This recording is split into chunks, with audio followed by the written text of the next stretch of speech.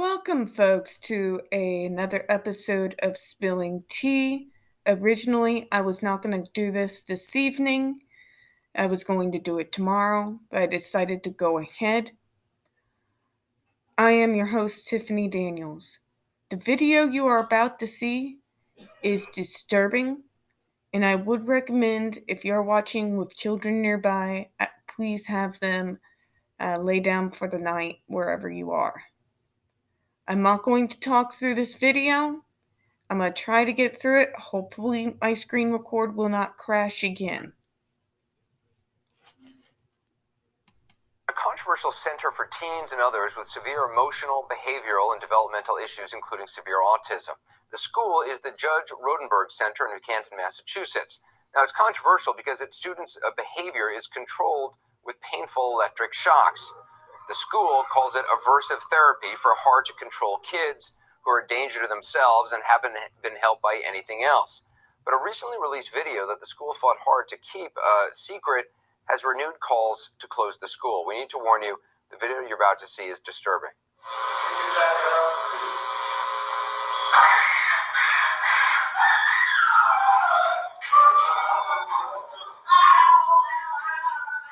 It's a young man named Andre McCollins, a former student who was shocked 31 times over 7 hours, ultimately strapped down, continued to be shocked. Andre has autism. The video was evidence in a lawsuit his family recently settled. Last week, the school told us that what happened to Andre isn't the norm, but they are not backing off claims that skin shocks help their students and even save lives, preventing them from very dangerous behaviors. But some of their claims don't seem to hold up to the facts. For instance, on the website, the school says the device they use to shock students is FDA approved. It isn't. We checked with the FDA, and they told us they cleared the device, that's the word, cleared, in 1994 for use by Judge Rotenberg Center on the basis that it was basically the same as an aversive conditioning device that was already on the market. But in 2010, FDA inspectors discovered that the school was using a souped-up version, a stronger version of the device that delivered much more powerful shocks. Inspectors were concerned, among other things, about the risk of burns. As a result, the agency says it told the school back in 2010 the device was no longer, quote-unquote, cleared under its earlier ruling. It's not clear what's happened since then. The FDA declined to comment when we asked. They did say, in no uncertain terms, the school should not be referring to its skin shock device as FDA approved. In a statement the school provided us last week, they also said, quote, behavior modification techniques involving the use of aversive interventions, including skin shock, are heavily regulated in Massachusetts by the Massachusetts DDS and the Massachusetts Department of Early Education and Care. What the website doesn't mention is that skin shocks have been banned in Massachusetts since last September. The Massachusetts Health and Human Services Department told us, quote, the administration filed regulations last year to ban the use of aversive therapies for any student who was not already receiving aversive therapies by order of the probate and family court. As a result, no new behavioral plans with aversive therapies have been put into place since September. In other words, any student who enrolled at Judge Rotenberg Center after September 2011 cannot be shocked under the new state guidelines. Students who were enrolled before then can still be shocked. So, Kevin, describe what happens in the body when a shock like this is administered, particularly in the case of Andre, where it's 31 times in 7 hours. Sure. So, from the point of view of the experience of the person being shocked, obviously it's painful, and that sets off a cascade of biological events. Essentially an activation of what we call the stress response. So the type of response you feel if you narrowly escape a car accident, a fight or flight response. And so that unleashes a set of stress hormones that we know are very bad for the body. They cause all types of illnesses over time. So chronic exposure to this type of stress hormone is well known to cause harm to individuals. It's the types of things we try to avoid in our daily lives. Nathan, you're a board-certified analyst for this center. You also have 20 students with severe disabilities who you care for, you oversee. Why is it okay to shock autistic students, others with severe developmental disabilities, when prisoners aren't shocked, murderers aren't shocked to control their behavior?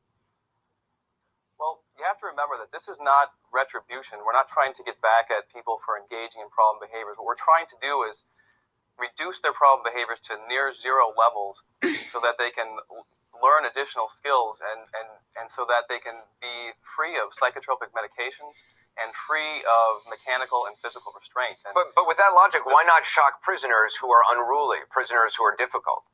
I mean, people would view that as inhumane. Well, what we're looking to do here is, when prisoners are often removed from society because they're dangerous to others, and because that's the way the legal system works. But this is a different process here. What we're trying to do is to treat these individuals so that they no longer require skin shock in many cases, or that they can discontinue other procedures that are dangerous or that have side effects that are worse. But I've talked to parents whose kids are now grown adults and are still at the center. They've been there since the 80s and are still receiving shocks.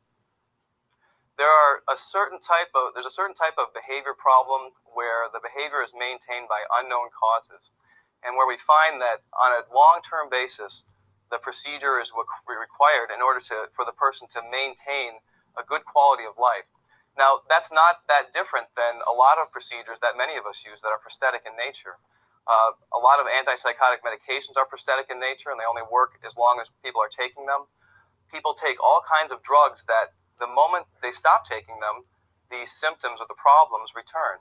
Now, if we can give someone that exhibits extraordinarily dangerous behavior problems, such as hitting their heads until they blind themselves, or pulling out all their own teeth, or physical aggression that's so severe that they injure everyone who cares for them, if we can eliminate those behaviors and that person can live has this been peer reviewed though? I mean, has this been peer reviewed? Well, there are a whole slew of studies related to the use of contingent skin shock for the treatment of severe. Right, studies that mostly come from this center, but has it been peer reviewed? Because that's how science works. Well, you submit this stuff, it gets peer reviewed.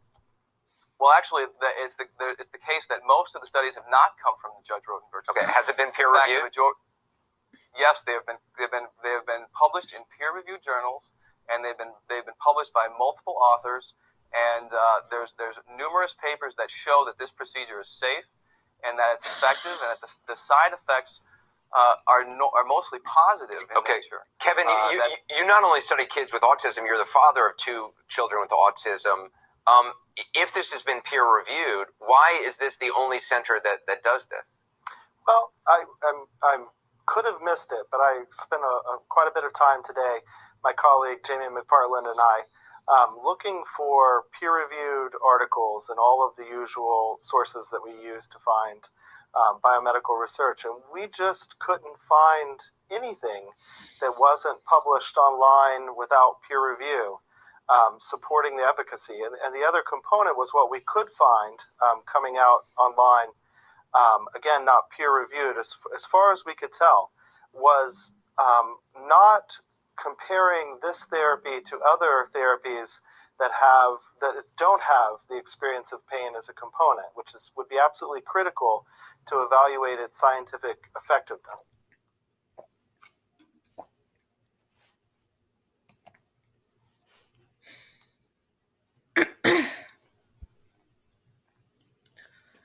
All right, folks. There you have it. You have the video they tried to withhold for a decade.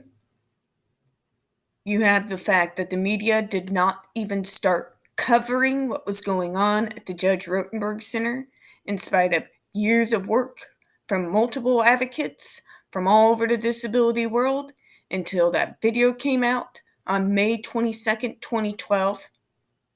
You have the fact that they tried to backpedal and basically saying those who came in after a certain date could be shocked, but the people still there could be. You listen to the apologetics of the people from the Judge Rotenberg Center.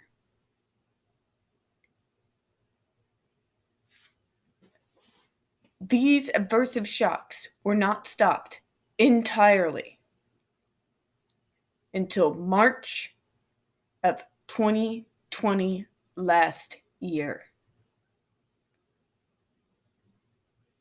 At some point, I will also review with you some of the survivor stories of some of the victims of this center.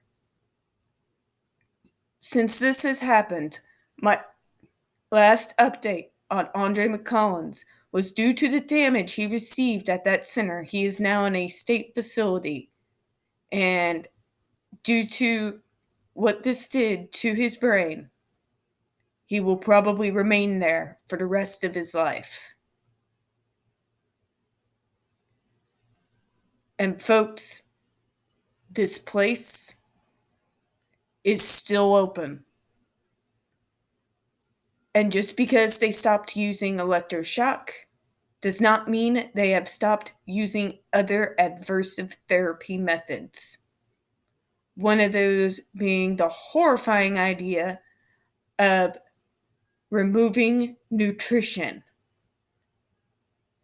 regulating nutrition.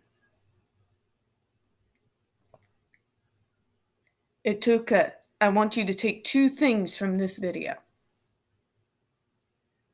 First, I want to show you so that you can see with your own eyes what went on and what many places across America is still going on. And number two, I wanted to show you that yes, even for fights that drag on for as long as this one, and this started in 2002, and it went on, and it is now have been, since the shocks were banned, 16 years we had to fight. 16 years. But in the end, justice did win out. The shocks are gone. There's many of us, like myself, who will continue to fight the Judge Rotenberg Center and the way they treat autistic children until the day we die. And folks, this is why I do what I do. To expose the abuse, the DV, the exploitation, the torture, and the experiments conducted on people like me, simply because we were born neurodiverse. And people like the Judge Rotenberg Center, and yes, people like AH, think they can get away with it. All right, folks. I am closing out for the evening. I'll do the other two videos tomorrow. Folks, this is a very important video. I do want you to get it out. Please share it. In the description, I'm going to have the link to this video so we don't get in any trouble here. At least hopefully. Please hit the like button, share everywhere, and hit the comments. I do want to know what you all think. I do appreciate your time tonight, and I hope you have a good one. Bye-bye.